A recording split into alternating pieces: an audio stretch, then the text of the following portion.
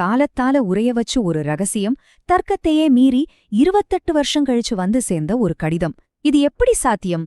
இறந்து போன ஒருத்தர் அனுப்பின கடிதம் நிகழ்காலத்தோட கதவை தட்டுன ஒரு நம்ப முடியாத உண்மை கதையதான் நாம இன்னைக்கு பார்க்க போறோம்.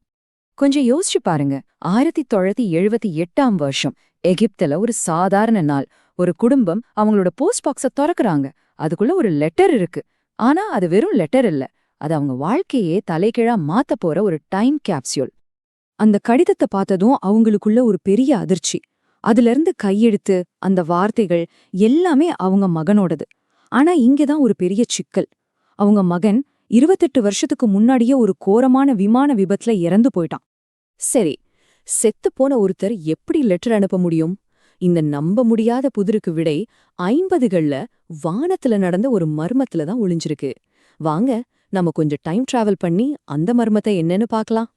நம்ம கதை இப்போ 1950 நவம்பர் 3ஆம் தேதிக்கு போகுது.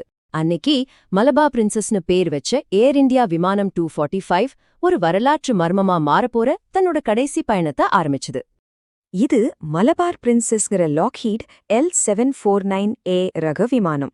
பாம்பேலேருந்து கேரோ வழியா ஜெனீவாவுக்கு 40 பயணிகள் 8 ஊழியர்களோட கிளம்புச்சு. எல்லாம் நல்லா தான் போயிட்டு இருந்துச்சு. ஆனா அவங்களுக்கு முன்னாடி ஒரு பெரிய சவால் காத்துட்டு இருந்துச்சு. அதுதான் வானுயர்ந்த ரொம்பவே ஆபத்தான ஆல்ப்ஸ் மலைத்தொடர். ஆல்ப்ஸ் மலைகளுக்குள்ள நுழைஞ்ச கொஞ்ச நேரத்திலேயே ஜெனீவா கண்ட்ரோல் ரூமுக்கும் பிளைட்டுக்கும் இருந்த ரேடியோ தொடர்பு திடீர்னு கட்டாயிருச்சு.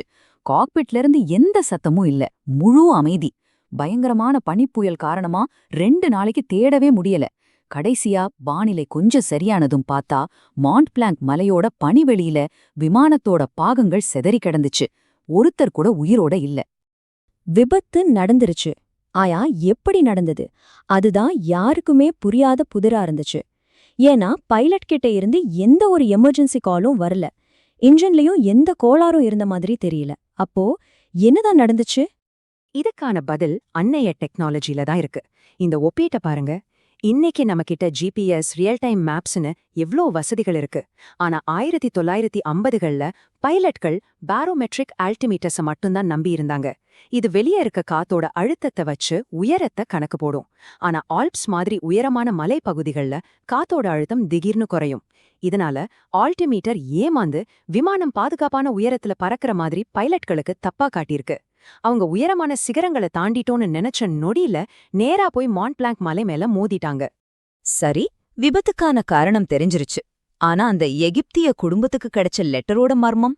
அதுக்கான விடை இந்த பனிப்பாறைகள்ல தான் இருக்கு. பனிப்பாறைனா மெதுவா நகர்ற ஒரு பெரிய பனி ஆறு மாதிரி. விபத்துக்கு அப்புறம் விமானத்தோட பாகங்கள்லாம் பனியில புதைஞ்சு இந்த பனிப்பாறைக்குள்ள மாட்டிக்கிச்சு.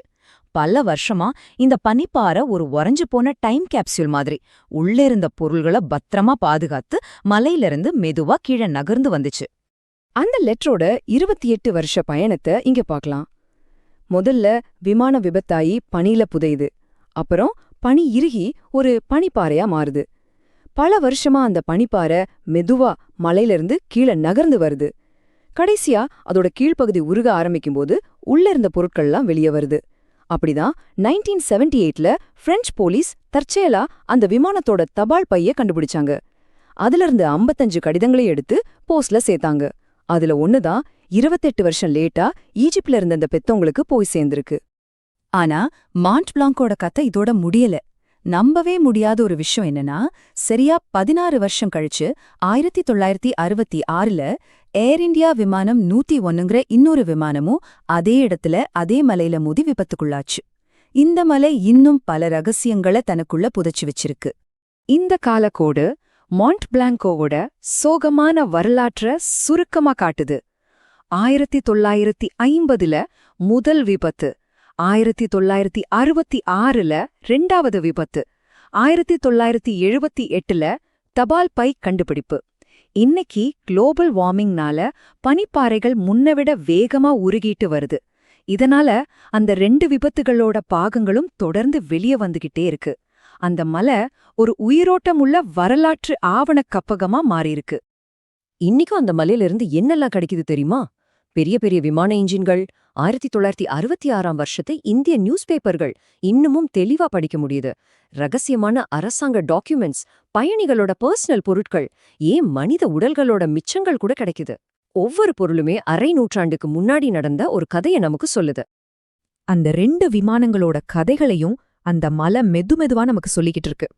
இது நம்ம மனசுல ஒரு கேள்வி எழுப்புது.